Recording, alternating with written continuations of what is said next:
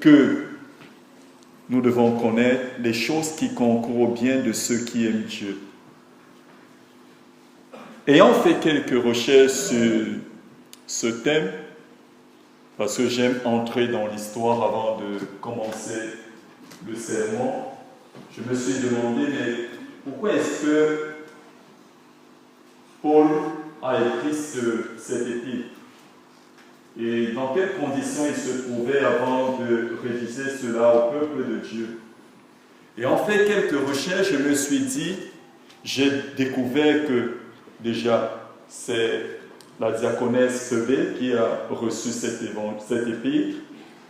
Et Paul se trouvait à son 3e voyage en Corée. Et durant dans ce voyage, Paul adresse une lettre aux Romains.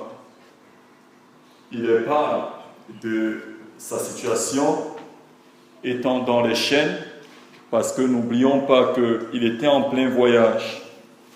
Et voilà donc ce qu'il dit, notre apôtre, l'apôtre Paul. Or, déjà il commence par une conjonction de coordination. Or, nous savons que tout contribue au bien de ceux qui aiment Dieu. Amen.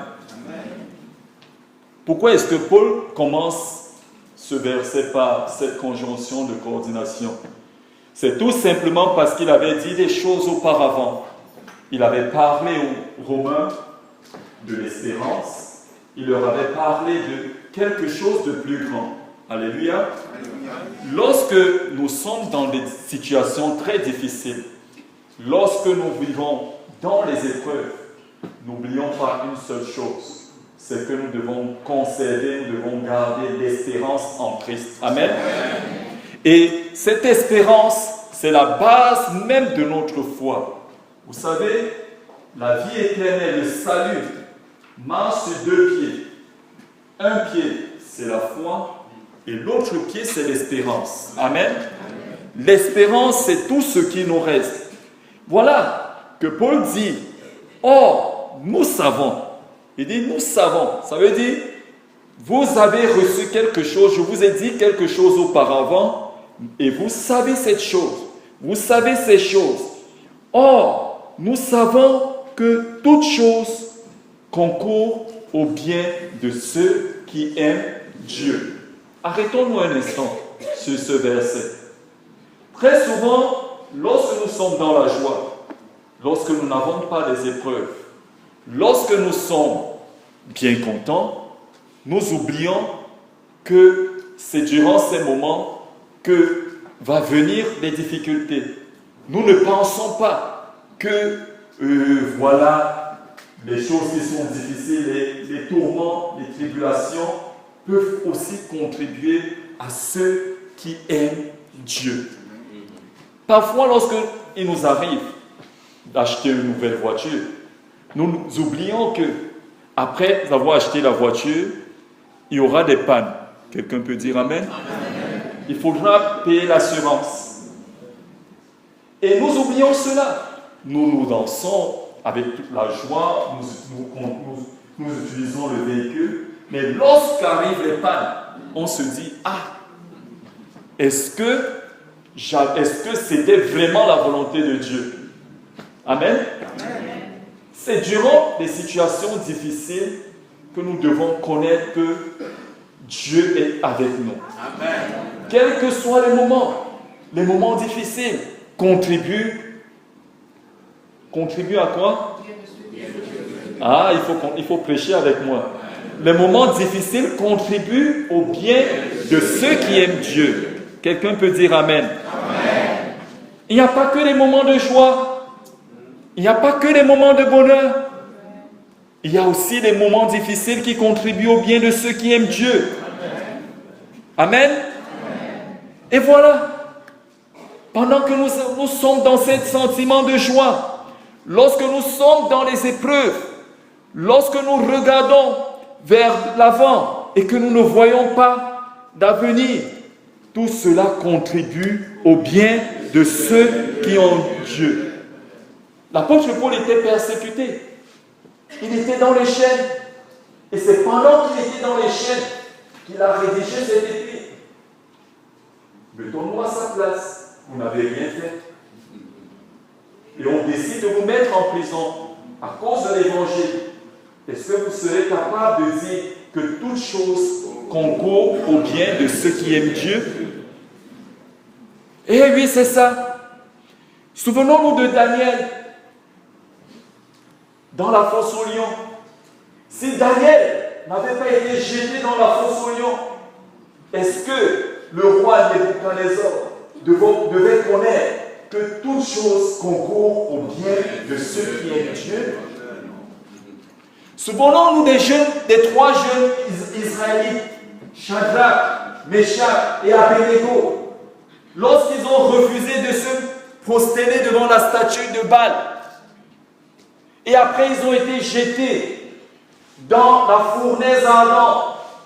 Pensons à cela. Si c'était nous à leur place, qu'est-ce qu'on devait dire? Ah, c'est bizarre. C'est bizarre. Si on les jette dans la fournaise ardente, forcément ils ont péché. Ça, c'est le premier jugement. C'est vrai ou pas? C'est ce que nous devons dire. Ah, il a péché, c'est pour cela qu'on les jette dans la fournaise.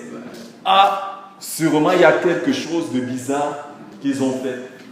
La Bible nous dit que ces jeunes Israélites ont été pris, jetés dans la fournaise. Et c'est dans la fournaise que la gloire de Dieu a été manifestée. Quelqu'un peut dire Amen? Ah, vous dites Amen? Je vous attends derrière. Alléluia. La gloire de Dieu va se manifester dans votre vie lorsque vous allez entrer dans la fournaise ardente. C'est dans la fournaise ardente que toute chose va concourir au bien de ceux qui aiment Dieu. Alléluia. Le Seigneur vous attend dans la fournaise. Le Seigneur vous attend dans la fournaise. La fournaise, c'est le feu. La fournaise, ce n'est pas... Alléluia, alléluia. Est-ce que vous voulez que je prêche? Amen. La fournaise, c'est le feu. La fournaise, ça brûle. Ça consume tout. C'est lorsque vous allez passer par le feu que vous allez connaître que toute chose concourt au bien de ceux qui aiment Dieu. N'attendez pas que vous ayez une grande maison, de grosses voitures, et puis on va dire, oui, waouh, ça c'est un serviteur de Dieu. Non, non, non, non, non. Le Seigneur vous attend dans la fournaise. Amen. Le Seigneur t'attend dans la fournaise. De la même manière que ces jeunes Israélites ont été jetés dans la fournaise, vous allez dire à ce moment que toute chose concourt au bien de ceux qui aiment Dieu. Et oui, c'est vrai. Après la fournaise, il y a quelque chose qui vous attend aussi. C'est la croix. C'est la croix. Vous le verrez en Luc chapitre 23, versets 39 à 43. Vous allez le lire à la maison. La croix. Lorsque je pense à la croix, je me souviens de ce jeune, de ce brigand qui était à la croix. Et pendant qu'il était à la croix, son collègue, son compagnon de cellule, il dit, mais attends, toi là, tu dis que tu es le Fils de Dieu. Vas-y, descends de la croix. Si tu es le Fils de Dieu, descends, sauve-nous. Et qu'est-ce qui s'est passé? Son compagnon lui dit, mais toi tu es un insensé. Ce monsieur ne mérite pas la croix. Mais nous méritons notre châtiment parce que nous sommes des brigands. Et pendant qu'il disait cela, il a dit au mot à Jésus,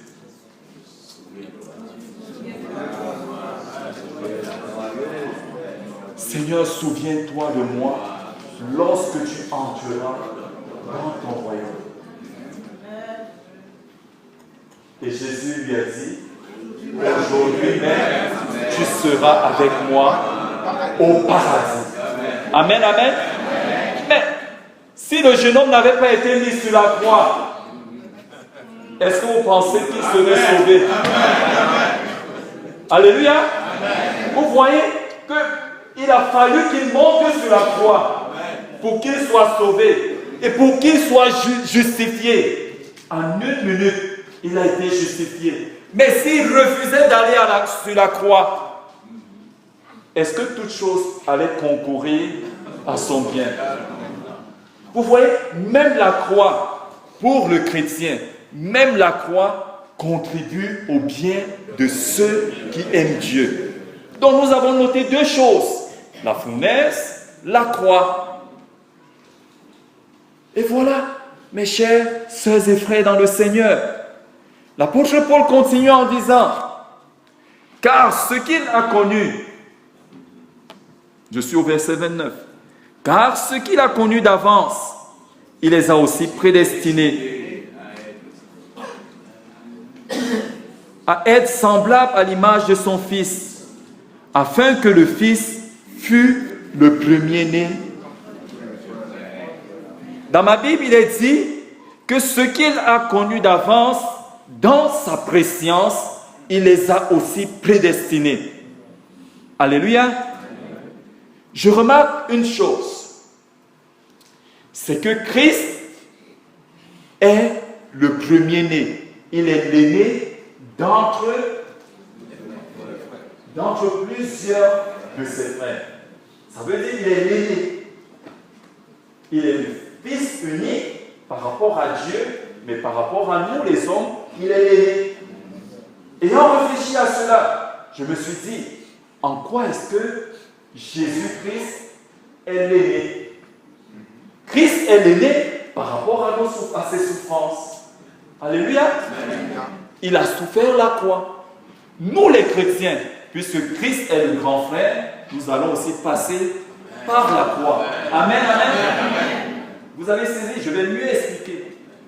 Donc, nous devons passer par la croix puisque l'aîné est passé par la croix. Nous devons souffrir les mêmes souffrances que Christ a souffert puisqu'il est l'aîné. Et après, l'apôtre Paul continue à dire, car ce qu'il a connu dans sa préscience, qu'est-ce qu'il a fait? Il les a aussi prédestinés. Je vois là la préscience de Dieu.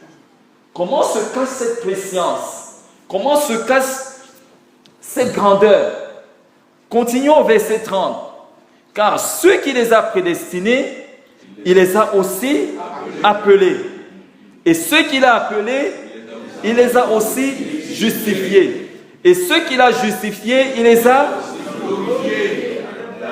La justification fait partie d'un principe avec Dieu. Alléluia. Dans la justification, Dieu déclare que bien que tu sois pécheur, je te sauve. Amen. Il ne regarde pas ta vie antérieure. Il décide que toi qui s'appelles Jacqueline, toi qui t'appelles Pierre, toi qui s'appelles Jean, aujourd'hui, je te déclare juste. Amen. Et lorsque Dieu déclare que tu es juste, personne ne peut changer ce que Dieu a déclaré. Les anges ne peuvent changer ce que Dieu a déclaré. Même Satan ne peut pas changer ce que Dieu a déclaré. Parce que ce que Dieu dit, il est Dieu. Amen. Il est le souverain dans ce qu'il dit. Amen, amen, amen. C'est ça la justification. La justification, c'est un décret de Dieu. Imaginez un instant que le président de la République prend un décret. Le président de la République donne un décret. Aucune manifestation, comme il a fait dernièrement, qui peut changer le décret du président. Alléluia. Personne ne peut changer ce décret. Voilà, Dieu a décrété que ceux qu'il a appelés d'avance, ils sont justes. Amen. Personne ne peut changer le décret de Dieu. C'est ça la justification. Et voilà, Paul continue en disant, après les avoir justifiés, qu'est-ce qu'il a fait? Il les a glorifiés. Mais pour passer par la gloire, il faut que toute chose contribue. Alléluia. Pour passer par la gloire, il faut être salut. Non, vous n'êtes pas salut. Pour que la gloire rayonne dans votre vie, pour que la gloire rayonne dans ta vie, il faut que tu sois salé.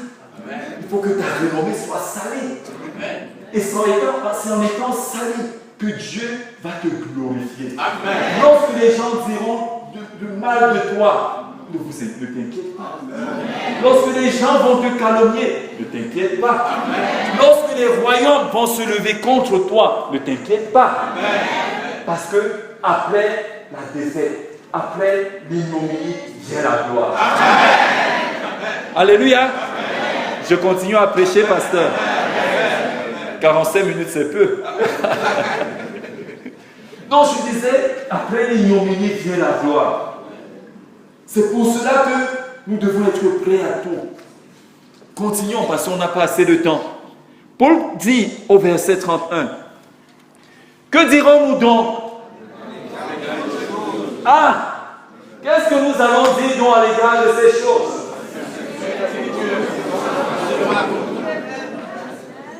Alléluia. Ça donne envie de vous parler. Amen. Que dirons-nous donc à l'égard de ces choses? De quelles choses? Posons-nous la question. À l'égard de ce que nous venons de dire auparavant. Amen. À l'égard de la persécution. Qu'est-ce que nous allons dire à l'égard de ces choses? Vous savez, il y a beaucoup de choses. Il y a beaucoup de choses que l'apôtre Paul voulait vous dire. Mais il a caché cela pour que ceux qui sont intelligents comprennent ces choses. Que dirons-nous donc à l'égard de ces choses? Qui peut se lever aujourd'hui contre nous? Même si la terre se lève contre toi, même si les royaumes se lèvent contre toi, si Dieu est pour nous, qui sera contre nous? Alléluia. Dans ce verset, Paul donne un défi au royaume. L'apôtre Paul donne un défi aux puissances. L'apôtre Paul donne un défi aux autorités. L'apôtre Paul donne un défi à tous ceux qui peuvent se lever contre la volonté de Dieu. Maintenant, nous devons examiner ce verset. Il dit, si Dieu est pour nous, qui sera contre nous? Je vais partager avec vous le livre de Job au chapitre 1er. Remarquons un fait. Job chapitre 1er. Voilà que pendant que les fils de Dieu étaient réunis, Satan, le malin, s'est approché. La Bible nous dit qu'il y avait un homme dans le pays d'Ur et cet homme s'appelait Job. Cet homme était intègre et droit, il craignait Dieu et il se détournait du mal. Et voilà, pendant que Dieu était en conclave, il était en réunion, le malin s'est approché. Le malin dit, Dieu demande au malin, est-ce que vous avez, l'Éternel Dieu dit à Satan, d'où viens-tu? Et Satan répondit à l'Éternel de parcourir la terre et de l'y promener. Satan s'est baladé sur la terre, comme d'habitude. Et après, l'Éternel Dieu dit à Satan, as-tu remarqué mon serviteur Job? Il n'y a personne qu'on vit sur la terre. C'est un homme intègre et droit. Dieu le connaît qu'il y a un homme intègre et droit. Bien que une fois il avait dit que il s'est repenti d'avoir créé l'homme à cause des pensées de l'homme. Il reconnaît que Job est intègre et droit. Amen. Amen. Continuons la lecture. Et voilà, le malin, Satan répondit à l'Éternel. Bon, est-ce que c'est de manière désintéressée? Voilà, tu lui as tout donné, tu lui as donné la richesse. Mais non, je dis, bon, on va faire un deal. Amen. Amen. On va faire un deal. Vas-y, touche tout ce qui lui appartient, seulement ne touche pas à sa vie. Et voilà que la persécution commence. le chapitre 2. La persécution commence dans la vie de Job. Il perd ses biens, il perd ce qui lui appartient, et voilà, ayant tout perdu, il y a un problème. Il y a un problème. La maladie.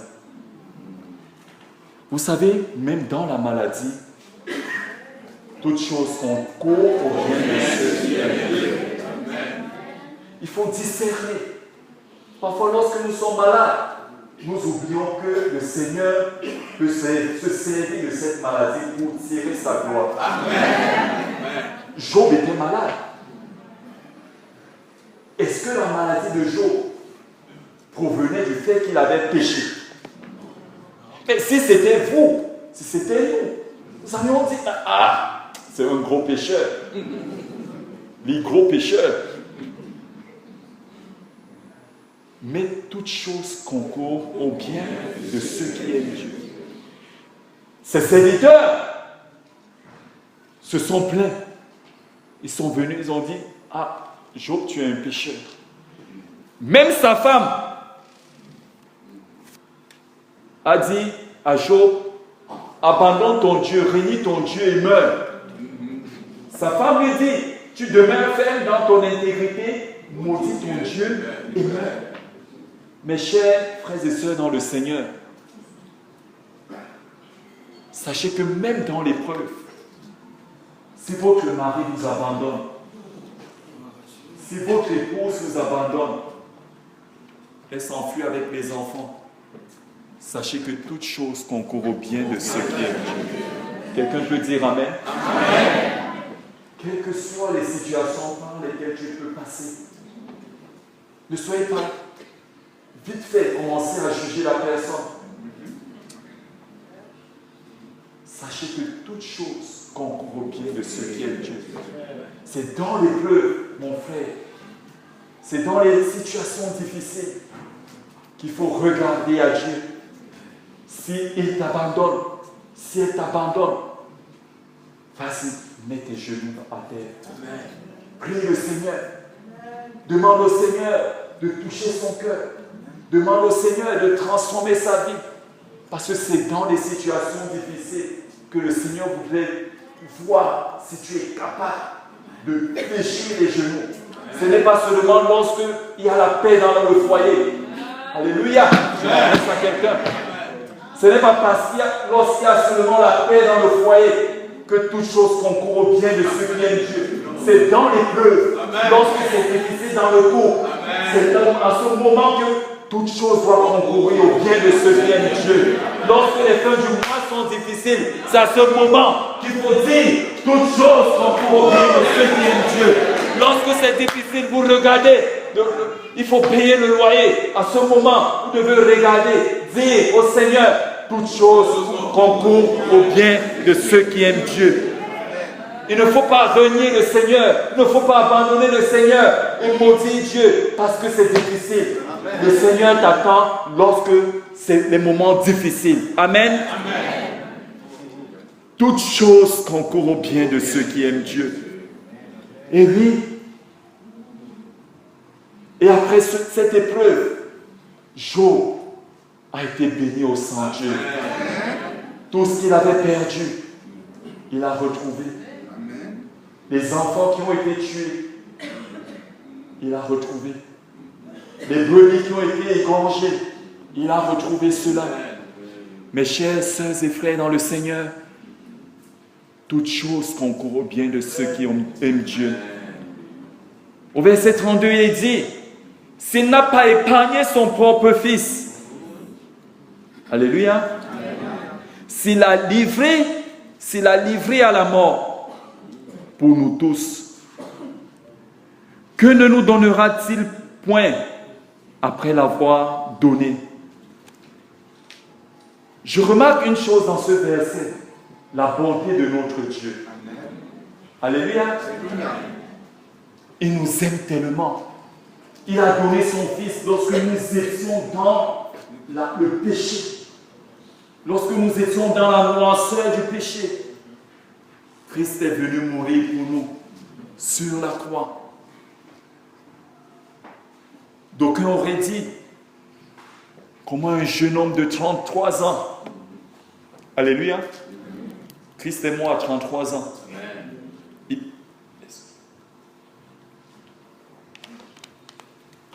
Christ est mort à 33 ans, à la fleur de l'âge. Alléluia. De nos jours, lorsqu'un jeune homme meurt à 33 ans, on dit, ah, c'était un visiteur. Il n'avait même pas d'enfant. Il était maudit. C'est vrai. C'est pour cela que les Juifs ne voulaient pas croire. Ils se disaient que c'était un maudit. Mais c'est par la croix que nous sommes sauvés. Alléluia. C'est par la croix que Dieu a manifesté son amour pour nous. Que nous avons été rachetés. Vous voyez, toute chose concourt au bien de ceux qui aiment Dieu.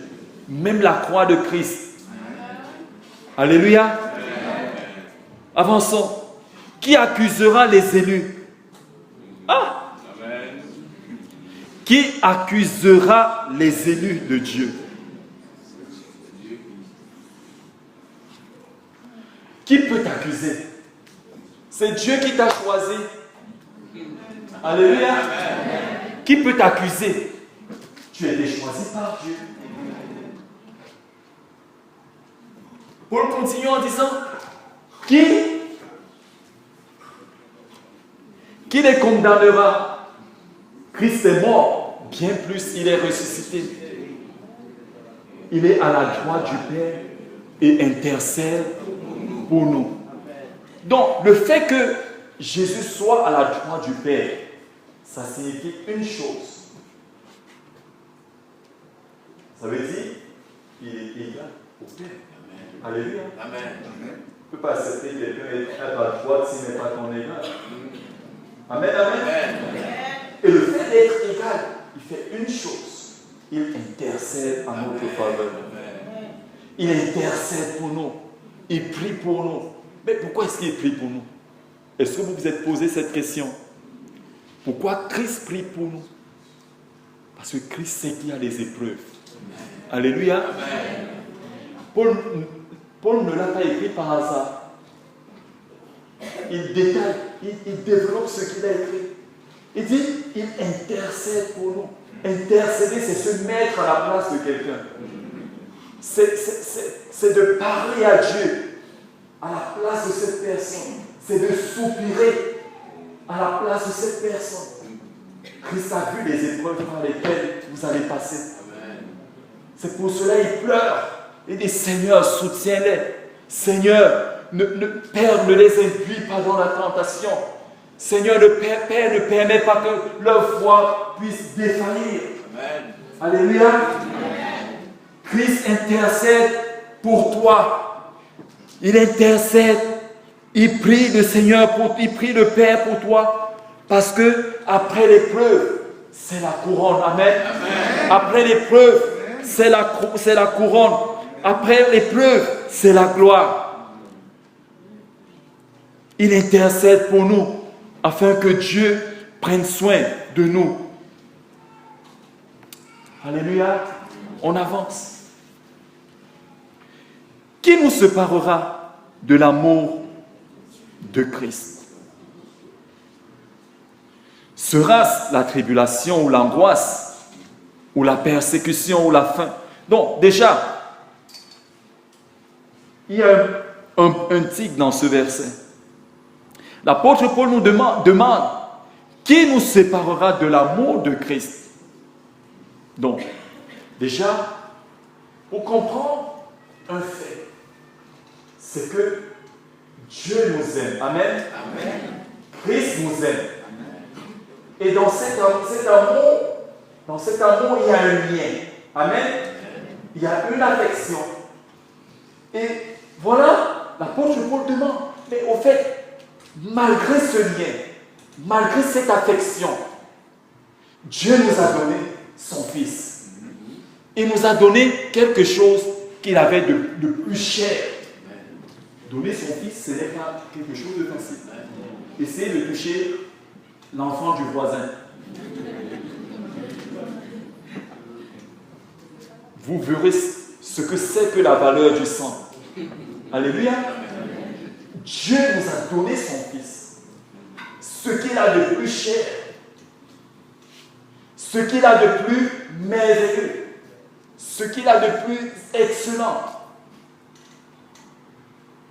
Croyez-vous que ça soit facile à Dieu de donner son fils? À l'homme qui est ingrat. À l'homme qui a été complice de Satan. Lorsque le diable a dit à l'homme, Dieu sait que le jour où vous mangerez du fruit de cet arbre, vous serez contre Dieu. L'homme a été complice avec Satan. Ce n'est pas à cause de la friandise. Ce n'est pas à cause du fruit que l'homme a péché. Mais c'est l'acte qui est caché derrière ce fruit. Alléluia. L'acte qui était caché derrière ce fruit, c'est l'acte de désobéissance. Amen. Dieu a remarqué une chose, c'est qu'il avait créé un monstre. Donc vous n'êtes pas saisi. Dieu a remarqué une chose, c'est qu'il avait créé un monstre. Je m'explique. N'oublions pas que Dieu a sorti l'homme de la poussière. Alléluia. Donc imaginez, vous fabriquez une poupée. On était petits en Afrique. Avec la pâte à modeler, on fabriquait des objets. Donc Dieu a fabriqué un objet à partir de la terre. Et cet objet, il lui a insufflé son souffle. Et lui ayant insufflé son souffle, il lui a donné des rêves. Voilà, tu vas diriger le monde, tu vas donner le nom à tous les animaux, tu vas manger de tout ce qui est dans le jardin. Et après, l'homme se révolte. Dieu a créé un monstre. Il s'est rendu compte qu'il avait créé un monstre. Imaginez, vous créez une poupée et après la poupée une Barbie. Et la nuit, la Barbie se transforme et cherche à vous égorger. Alléluia. C'est ce que Dieu a fait. Qu'est-ce que vous allez... vous allez fuir. C'est ce que Dieu a fait. L'homme s'est allié à Satan. L'homme est devenu complice avec Satan. En voulant manger le fruit de l'arbre, l'homme avait déclaré être Dieu à la place de Dieu. Amen. L'homme avait déclaré être Dieu à la place de Dieu. C'est pour cela que Dieu a décidé de chasser l'homme du jardin. Et chassant l'homme, il a mis un plan, le plan de la rédemption. Amen. C'est l'une des raisons pour laquelle Christ est venu. Christ est venu mourir sur la croix pour que l'homme qui était pécheur soit sauvé. L'homme qui était séparé de Dieu ait la vie éternelle. Amen. L'homme qui a connu la connaissance, la science du bien, la science du bien et la science du mal, il soit sauvé. Alléluia. La science, je répète, la science du bien et la science du mal. La science du bien, c'est-à-dire il devait connaître maintenant Dieu par la foi. Alléluia. Lui qui était en communion avec Dieu, qui parlait avec Dieu, Dieu venait le voir tous les jours dans le jardin. Il communiquait avec Dieu. Maintenant, il lui fallait la foi. Il lui fallait l'espérance pour communiquer avec Dieu. C'est science du bien. Et maintenant, la science du mal. Le raisonnement cartésien. C'est science du mal. Je pense dont je suis le fameux cogito ergo sum de Descartes. Combien de fois les hommes se déclarent être Dieu à la place de Dieu. C'est ça le péché. Alléluia. Ne cherchez pas le péché ailleurs. Le péché, c'est lorsque l'homme refuse l'autorité de Dieu dans sa vie. C'est lorsque l'homme refuse de croire en Dieu. Et voilà. N'ayant pas épargné son propre fils, ce qu'il avait de chair, il s'est souvenu de nous. Simples pauvres pécheurs. Comment ne nous donnera donc-il pas tout en Christ? C'est pour cela l'apôtre Paul nous dit, qu'est-ce qui peut nous séparer de l'amour de Dieu? Qu'est-ce qui peut nous séparer de cet amour? Il a tout donné. Alléluia. Il a tout donné. Il a déjà donné ce qu'il avait de plus cher, son fils. Il a donné ce qu'il avait de plus cher, son fils. Il dit, qu'est-ce qui nous séparera de l'amour de Dieu? Sera-ce la tribulation? C'est quoi la tribulation? Les épreuves. Sera-ce la tribulation? L'angoisse? Vous voyez des chrétiens dépressifs. Alléluia. Ce que je dis, c'est vrai ou pas, pasteur? Des chrétiens dépressifs. Sachez une chose, même dans la dépression, toute chose concourt au bien de ceux qui aiment Dieu. Alléluia. Ne soyez pas les premiers à juger vos frères et sœurs. Même le grand Élie est tombé dans la dépression. Alléluia. Même le grand Élie est tombé dans la dépression. Même la dépression peut concourir au bien de ceux qui aiment Dieu. Parce que c'est dans le trou que le Seigneur peut te ramener à lui. Alléluia. Il faut le trou pour que tu sois ramené à Christ. Lorsque les pensées sont trop, tu essaies de parler, tu dis des choses dans un langage incompréhensible. On dit, ah, le frère est devenu fou. La sœur est devenue... Tout cela contribue au bien de ceux qui aiment Dieu. Alléluia. Ce que je dis, c'est vrai. La maladie de la France, c'est la dépression. Mais sachez une chose. Jésus vous aime même dans cet état. Est-ce que vous pouvez applaudir le Seigneur?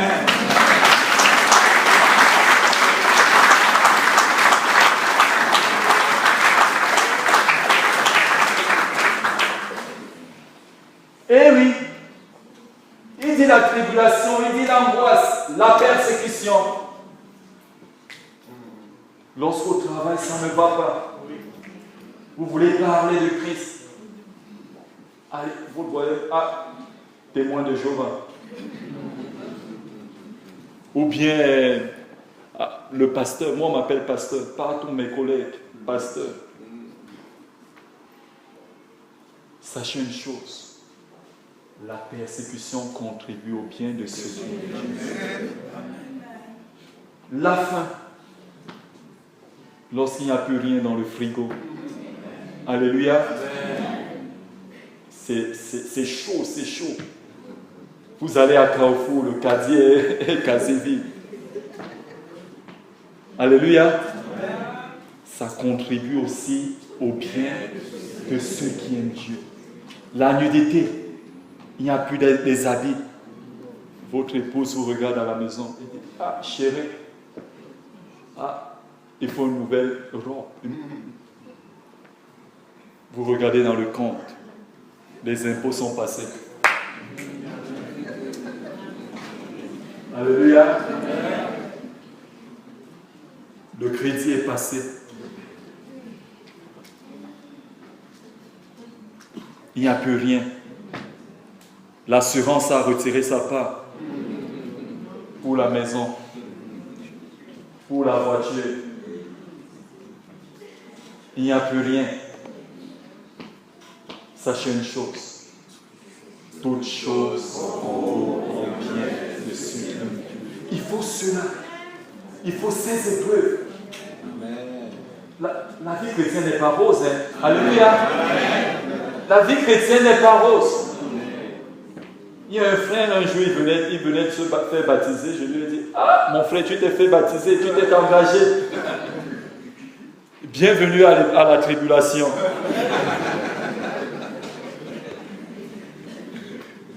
Bienvenue à la tribulation.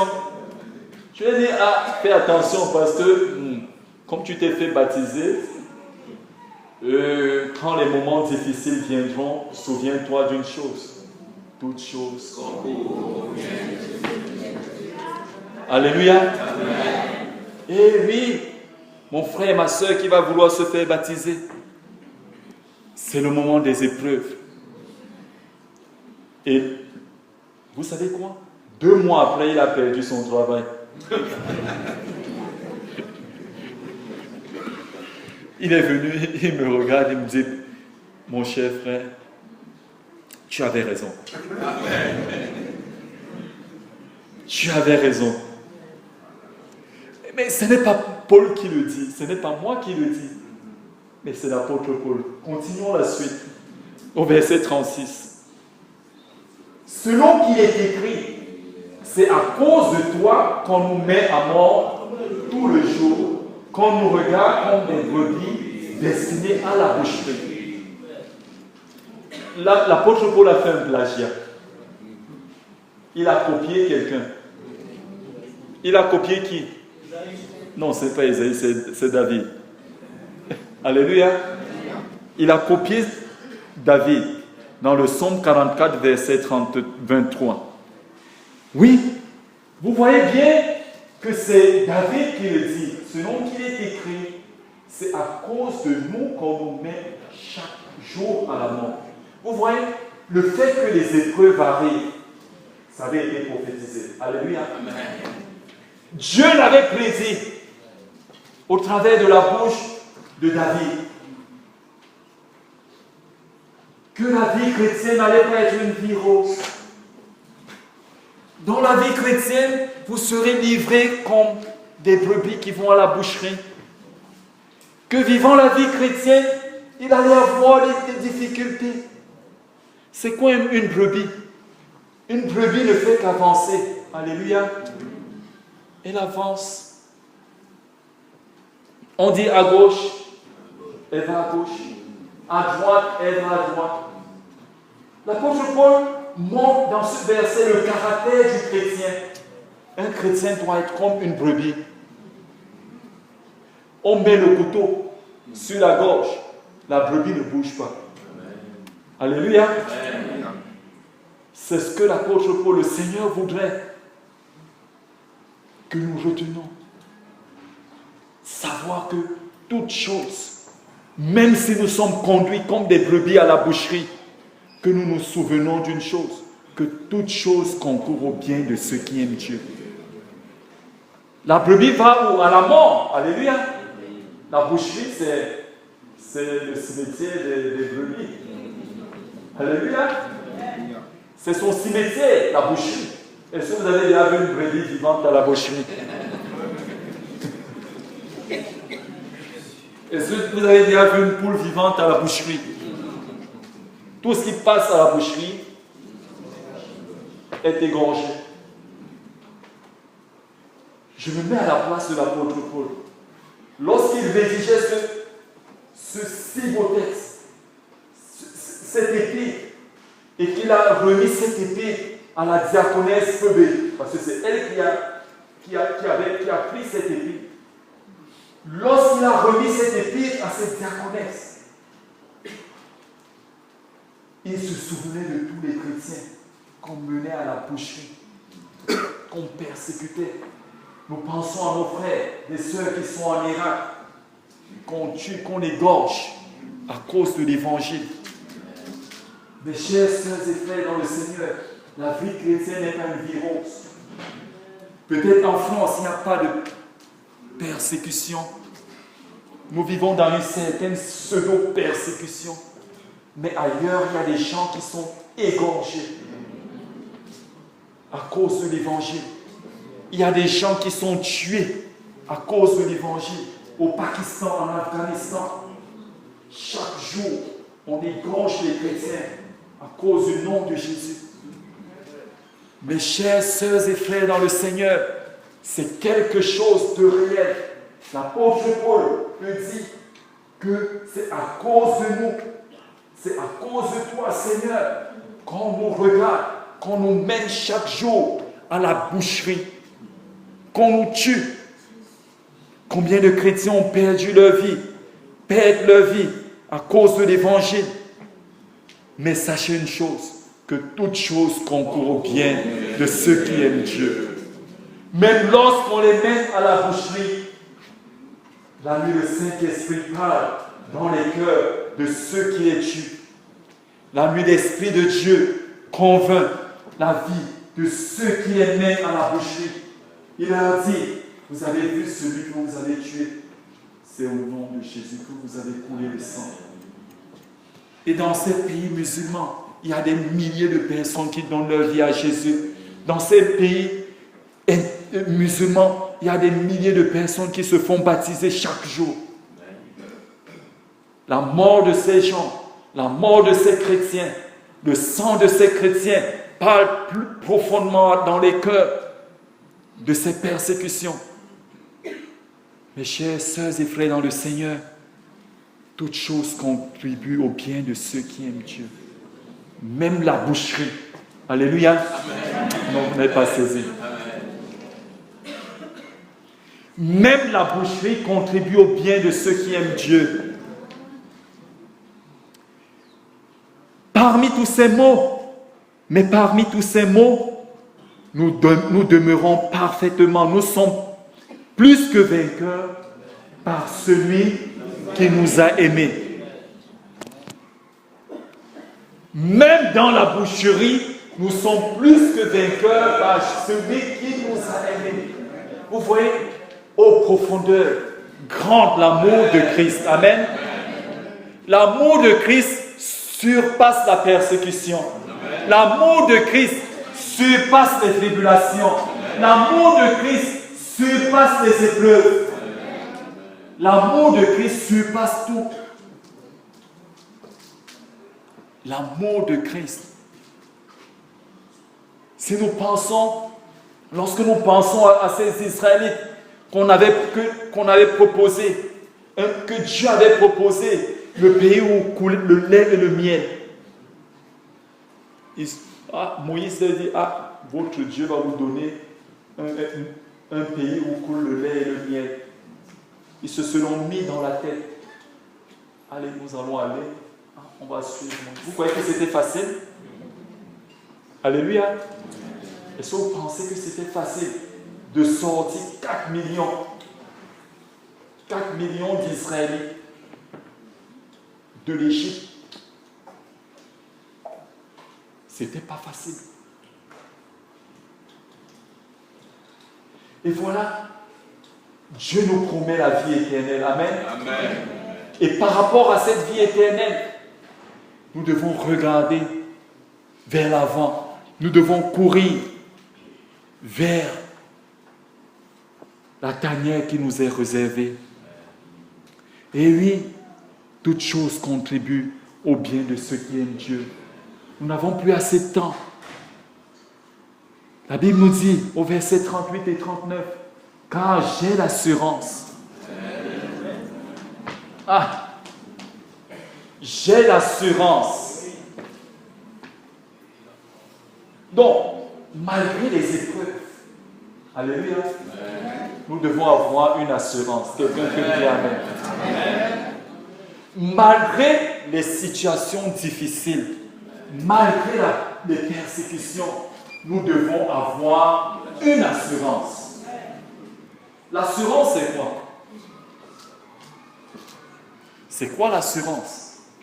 L'assurance, c'est ce qui te rassure. Lorsqu'une situation difficile va arriver, la situation difficile n'est pas encore présente. Alléluia.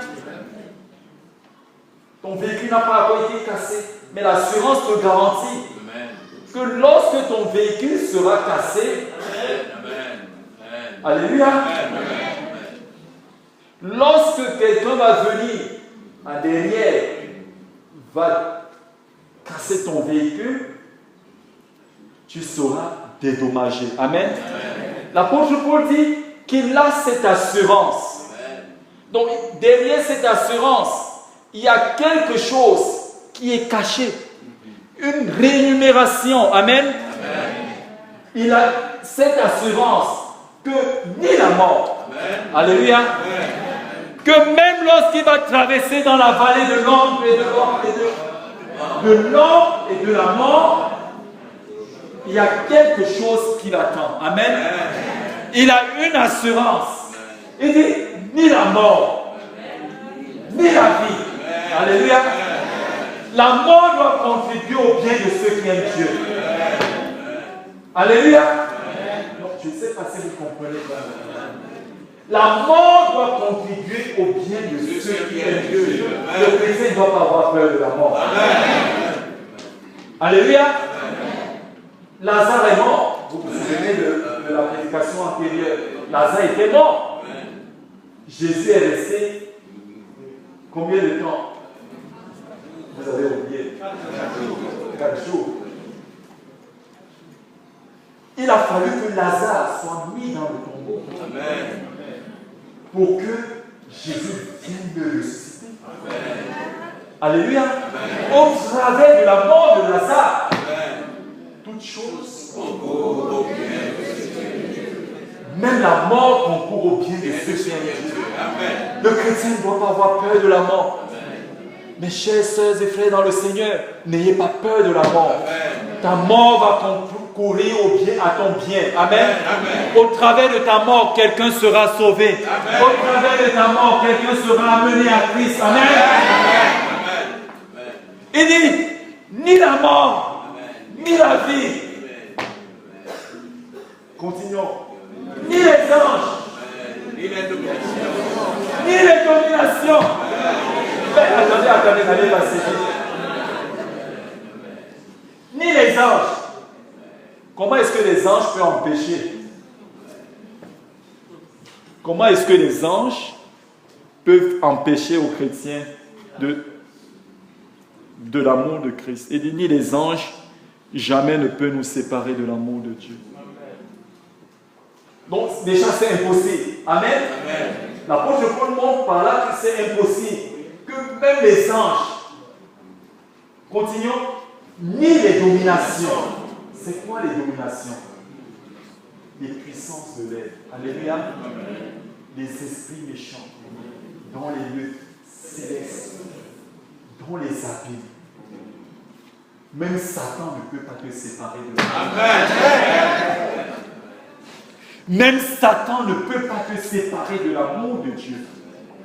Les dominations, quel que soit le nom de cette domination, les dominations des hommes, les dominations des pensées, ne peuvent pas te séparer de l'amour de Christ. Cette domination concourt au bien de ceux qui aiment Dieu. Il faut ces raisonnements. Il faut qu'il y ait des gens qui disent Dieu n'existe pas. Pour que Dieu montre sa gloire. Amen. Il faut que ton prof de philosophie refuse te dise que Dieu n'existe pas. Pour que ta foi soit affermie. Amen. Alléluia. Il dit, ni les dominations, même les systèmes de ce monde. Alléluia. Même les systèmes de ce monde. Nous connaissons toutes formes de systèmes. Le capitalisme, le communisme, le socialisme. Tous les systèmes érigés par ce monde ne peuvent t'enlever de l'amour de Christ. Lorsque le système aura décidé quelque chose dans ta vie, lorsque le système aura décidé des choses dans ce monde contraires à la volonté de Christ. Non. Alléluia. Lorsque le système de ce monde aura décidé des choses contraires à la volonté de Christ, sachez une chose. Toutes choses concourent au bien de ceux qui aiment Dieu. Il faut ces décisions pour voir qui est enfant de Dieu et qui ne l'est pas. Amen. Alléluia. Il faut que Dieu fasse le tri sur la terre. Il faut que Dieu fasse le tri. Connaître qui est enfant de Dieu, qui le sait, qui obéit à sa parole. Ni les dominations, ni les choses présentes. C'est-à-dire ce qui est d'actualité, tout ce que BFM raconte. Alléluia. Tout ce que BFM raconte, le terrorisme, le djihadisme, tout cela concourt au bien de ceux qui aiment Dieu. Ni les choses à venir. Alléluia. Ni les choses à venir, les choses qui vont venir, les choses que nous ne connaissons pas, les choses que nous imaginons et les choses que nous ne pouvons même pas imaginer. Les choses à venir. Ni tout, ni les puissances, ni les hauteurs, ni les profondeurs. Aucune chose, aucune créature ne pourra nous séparer de l'amour de Dieu manifesté en Jésus-Christ. Applaudissez le Seigneur.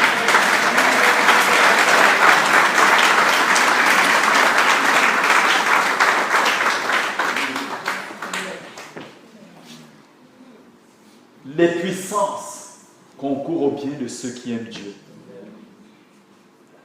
Les dominations, les hauteurs, les profondeurs, rien de ces choses ne peut nous séparer de l'amour de Dieu.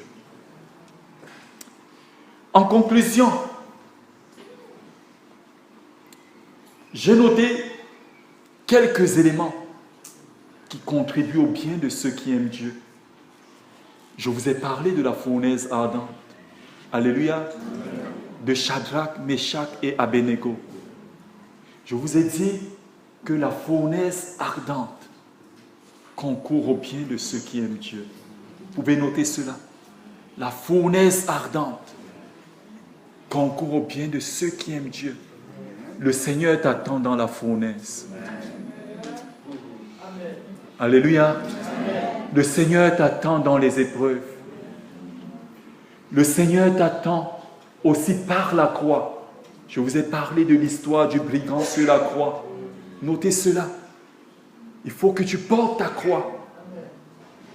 Il faut que tu passes par la croix. Parce que la croix concourt au bien de ceux qui aiment Dieu. Je vous ai parlé des serviteurs, des amis, de la femme de Job. Notez cela. Tout cela doit concourir au bien de ceux qui aiment Dieu. Toutes ces choses-là, il faut que vous ayez des serviteurs qui vous méprisent. Il faut que vous ayez des disciples qui vous méprisent. Il faut que vous ayez des gens, là où vous travaillez, qui vous calomnient. Alléluia. Il faut que vous ayez des amis qui derrière parlent mal de vous. Cela concourt au bien de ceux qui aiment Dieu. Le Seigneur voudrait voir au travers de cette épreuve, si on parle mal de toi, est-ce que tu vis encore dans l'humilité? Alléluia. Il faut qu'on parle mal de toi. Il faut voir, il faut que Dieu voie si tu as encore une crainte d'orgueil dans ta vie. Tout cela concourt au bien de ceux qui aiment Dieu. Il faut que ton époux ou ton épouse te persécute à la maison. Lorsque tu veux prier la nuit, elle dit tais-toi, tais-toi. M'a dormi.